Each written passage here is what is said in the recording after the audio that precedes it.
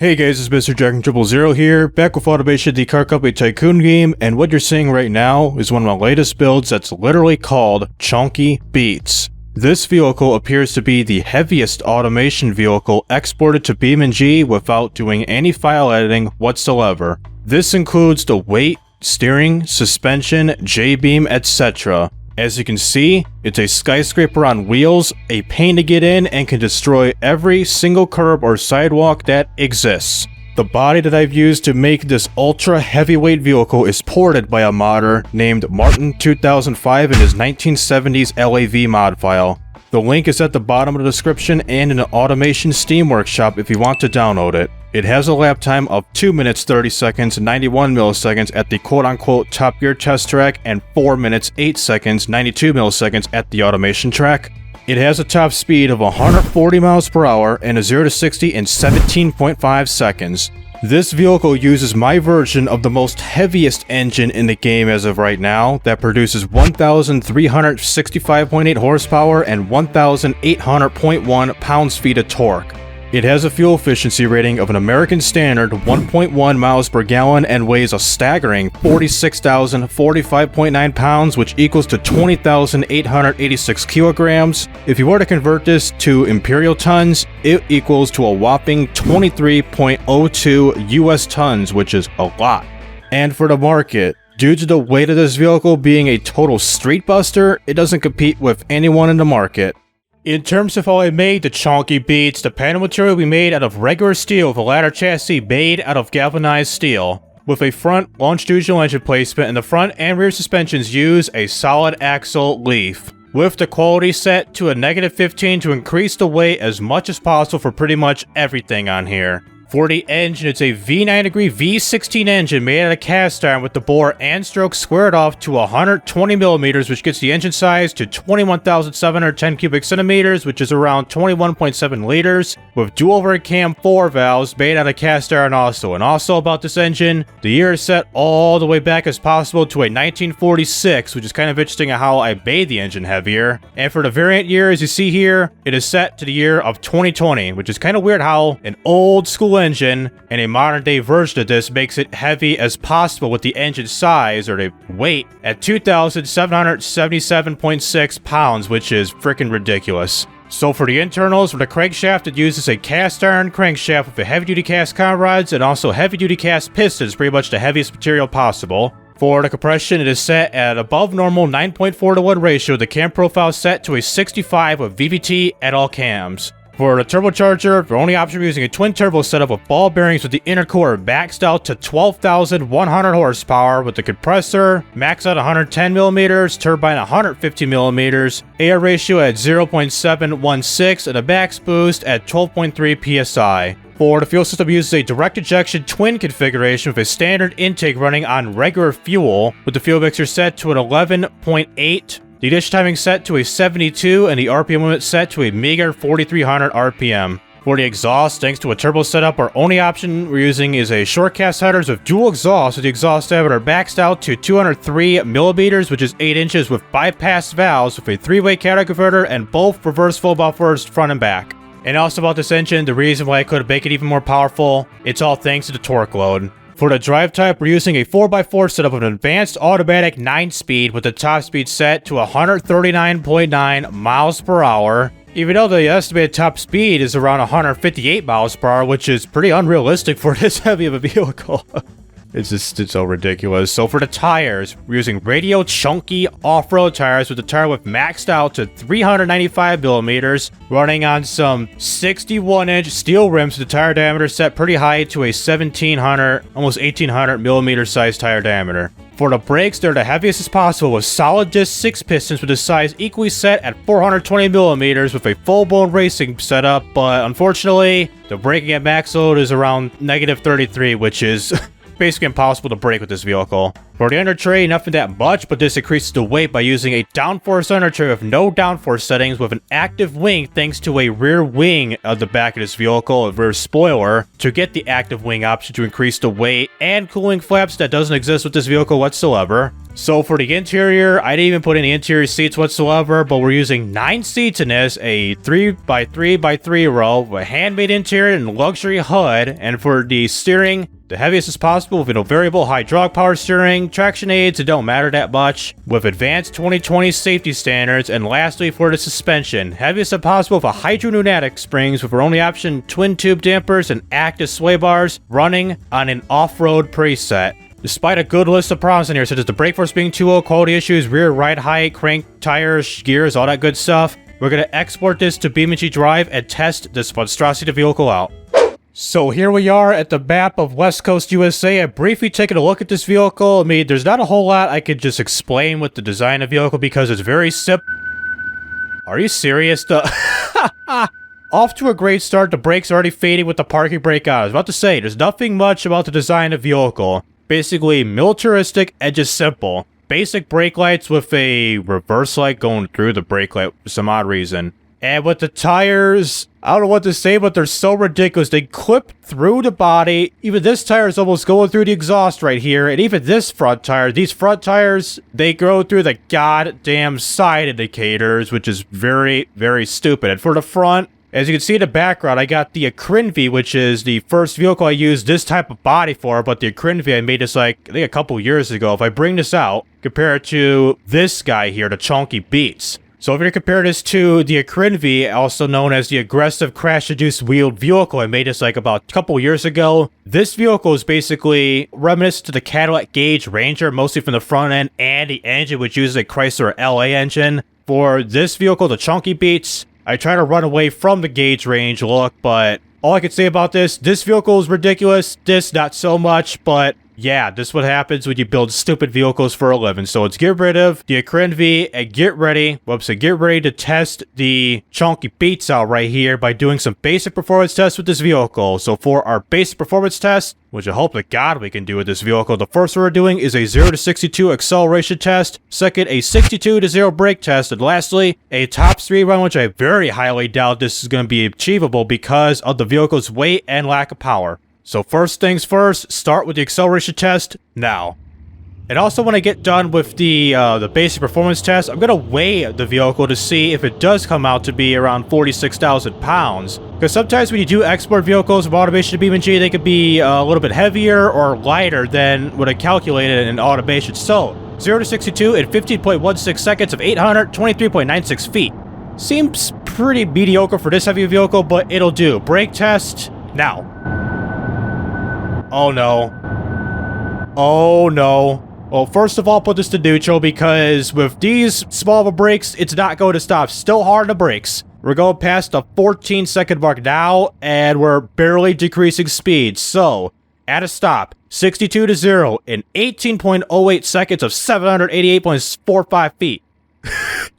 With this vehicle, you're going to kill somebody once you touch the brakes because the brakes are not existent whatsoever. So for a top speed run already in effect, we're going to 5th gear right now, and we're not doing another 0 to 62 test because it's going to take so long to get it probably above 100 miles an hour. I'm guessing probably this extent of this highway here before we get to the tunnels, I'm guessing top speed 120, 115 max. So we're doing okay, going around 90 miles an hour right now, 90 on a dot, 92 and counting. That's according to the regular speedometer, not the airspeed on the right portion of your screen above the turbocharger. And we hit 100 right now, 100 miles an hour, and we're still chugging slowly along the highway. Going fast, but not fast at this vehicle standards of 140 miles an hour, which was its estimated top speed in automation, but it appears it's a scam, unless you need a frickin' Bonneville Salt Flats type of road to get this thing going. So top speed run coming to the bridge at holy tire flex, it's a fail, so good riddance. This vehicle got the left side of the vehicle destroyed and impact detected stopping car, so it ain't turning whatsoever. So let's call it quits here. Put this in park. Park please, and take a look at the extent of the damage to this vehicle. So left side, we broke the tire, even though the tire right here still exists. Like if I could yank this out.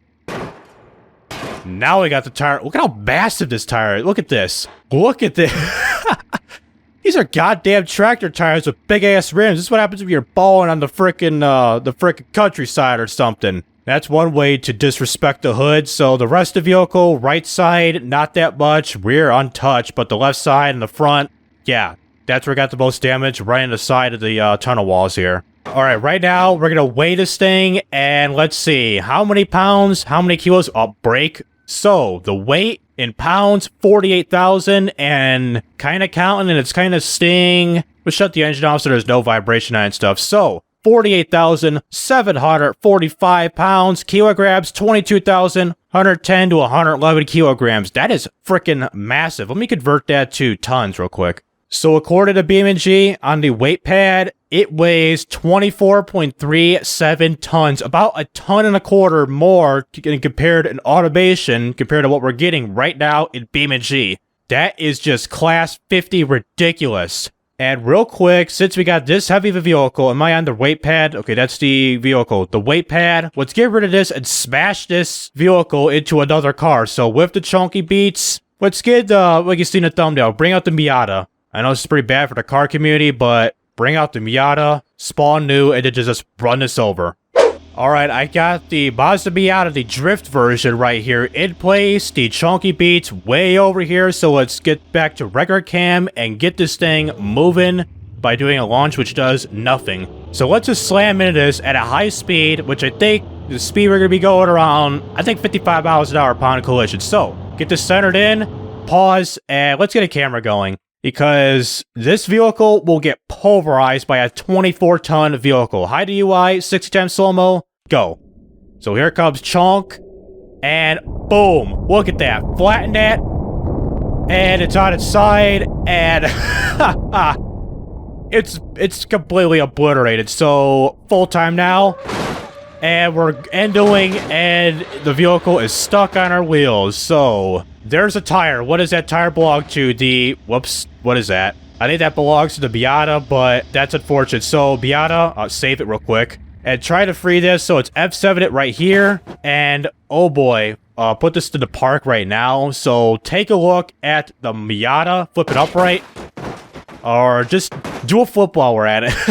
So right here, we got the 2JZ engine completely exposed right here. Polygons all over the place. You got this tire popping out, that tire too, and yes, everything has been pulverized, smashed. The freaking windshield support, or whatever it's called, is just collapsed. So, this vehicle never stood a chance whatsoever. For the chunky beats, no damage. No damage. Let's run this over again. Run this over briefly, monster truck it, and just like that, we are okay. Steering-wise, we're pulling slightly to the left, but we're okay. Now let's try this with a heavier vehicle, a BeamNG vehicle, like the bus. Let's do the bus, and then take this to a time trial run. Alright, as you can see, way over there, we got the bus in check, so get it moving. And let's see what it's like crashing into a bus at a high speeds with a semi-indestructible automation BeamNG vehicle. And instead of just stopping it and going to a different camera setting, let's just slow it down to, let's go to 8 times right now, to 16 to 100 at high DUI camera as is. Well, let's do 16. So 16 into a bus, and holy crap, we almost went through the goddamn bus. So go to 4 times, nothing that interesting, full time. And we're through the bus. We're stuck in the bus right now. So go to reverse, and can I get this out of here, or no? No, I can't. It sucks it's in 4x4 mode, but it don't do nothing. So separate it and take a look at the bus first, and yeah. We basically made a frickin' parentheses right here at the bus of how bent this bad boy is. The rear looks okay, front looks okay, right side, or left side, yeah, right side, oh boy. Is there an interior view, like I could get like a passenger view, or relative? Oh bad. Yep, this side of the bus, you're dead. No heads ifs or buts, you're dead. So driving wise, are you kidding me? Are you freaking kidding me? What if I, oh, I can't let go of the wheel. I'm gonna go like snap to the right here, so let go of the wheel. No way. No freaking way. How about the turning radius going in reverse? Wow. So front left tire burst with the chunky beats here. What if I drive? Like get it going, and I keep forgetting that park equals park and drive is to drive. So get it driving and get it going. So steering wise, we are not necessarily auto steering to the left. Let's just bump into this one more time. There we go, tire deflated. And look at that, smash wheel bust again. We're still okay, but a tire's deflated, but it don't matter. Damage wise, a little bit of creak right there. Lost the front, like a ram bar. Left side okay, rear not so much. I think it's might as well be the most indestructible-ish vehicle in the game. Let's just park it and just take a look at the bus again. Yeah, almost got the engine exposed, so that'll do it. So we're still in park, and we're still going somehow. So right now, take this into a time trial. Let me think of a map here that is like wide enough and wide open for us to just basically roam around without getting stuck. And, yeah, pretty much. What the hell was that? Oh, I hit a curb. Probably a Lakeside Park Raceway with the main circuit of this track. We'll be doing a couple laps on here in the noon hours with this vehicle. So that'll take it to the starting line of this track right now. So here we are to start and finish line while I barely ascent off the ground through the concrete, get rid of the parking brake, and we are surprisingly right back, right by the start and finish line here of this racetrack, so that is pretty interesting. So let me refresh the vehicle to get some healthy brakes while it ascends off the ground and get ready to start here. Let's wait a second till the tires go off the ground. And right now, get ready to start this here racetrack at 3, 2, 1. Get a launch going. No, it didn't work out, so let's just go. It was kind of interesting. You see the bottom left of the screen with the brakes here. I don't know why it always spawns in at 500 degrees. Wouldn't you just spawn in like room temperature or outdoor temperature like 90 degrees or something rather than this hot? It's kind of interesting. So brake right now. Bad idea. Parking brake. Barely survived right there. And 2, turn off ECS and everything because we don't need it with how heavy this vehicle is, and we're getting some of that understeer, but we're okay somehow. I mean, with this heavy of a vehicle, you don't need ECS, you don't need traction control, none of that whatsoever. This is like a 90 horsepower engine in like a 1.5 ton vehicle, like a basic cheapy budget car. And even braking right here. We're gonna drift right here, and we're way off track. So brakes are non-existent. Like you seen in the 62-0 brake test, the brakes were non-existent. I could see why. Even the brakes were faded, or what we're getting right here, it's impossible, just impossible to brake the car. So the first lap time we get is a 1 minute 48 seconds, 347 milliseconds. Let's just rip right here, go a little bit off track, but who even cares? So brake at the first tire barriers. 900 degree front brakes, 1000. Let's just brake all the way. Maybe it could be a bad idea. Maybe a good idea thanks to the sand. Say the front brakes, we're getting like 1,000 degrees, like 1,050 degrees Fahrenheit with the front brakes. So right now, 830 front brakes, rear 750 and dropping as of right now for both the brake temperatures front and back. This is like class 10 ridiculous. Watch right here, we're gonna get some of that brake fade. So 1,200 degrees now. That's surprised. No brake fading, no brake squealing because of the brake fade. That's kind of surprising. Normally at that type of brake temperature, around this high of the brake temperature, normally your brakes will start to fade. I don't know if it's because these brakes are massive or what. Like if these were like 300 millimeter size brakes, they would have been fading right now. You've been hearing some squealing, screeching around throughout this time, this temperature. So surprisingly, without crashing and all that stuff, the lap time we get is in the 130. So a 1 minute 38 seconds, 67 milliseconds. A total time of 3 minutes 26 seconds, 414 milliseconds. It seems alright. I mean, for a heavy of a vehicle with dangerously powerless brakes. So right now, let's end its misery by not braking, but keep accelerating in its tire barriers. So slow it down now. Well, right here, slow it down. Camera as is, 60 times slow-mo. Go. And zoom in a little, and right here will do. So front tires went through the barrier into the steel wall right here, and the front of the vehicle is sloped down and full time. And like that, I think we have killed the engine. No, it just stalled. What? So I stalled out the engine in an automatic transmission vehicle. Normally on manuals, I get that. An automatic, how? So we're 100% stuck, so let's just ascend off the ground and take a look at the destruction of this vehicle by putting this in park first. Destruction-wise, the front end, droop snoot. Look at this, just pure droop snoots. Concord level droop snoot right here. Pretty aerodynamic, got like a pretty healthy slope right here. It's like the engine part to the roof of the vehicle, the windshield area, and the roof, and down here. So we basically improved aerodynamics significantly with that crash there. We're missing some spokes with this rim here, and surprisingly staying up somehow. So that is the destruction of this vehicle. So last but not least, let's take this down to see if it can actually reach its top speed, get going to Brutal Slope 2.0 on the ramp and wedge portion of this map. So here we are at the top of Brutal Slope here at the ramp portion, and we're already about to be skateboarding down here in park mode for some odd reason, and we're not getting a 0 to 62. Hold on. Alright, here we go. I got the 0 to 62 test underway, so let's see. We got a better 0 to 62. Yes, we do. Have 5.33 seconds and 207.02 feet. That's a new world record for this vehicle. And top speed-wise, go beyond its top speed, redline like hell over rev risk. Wait for the valve train damage at top left, engine torque reduced, mild overhead damage, and we're dead. Going over 240 miles an hour, and we're still moving along. Let's see how the suspension... Damn, that suspension really dropped down there. We got some tires deflating.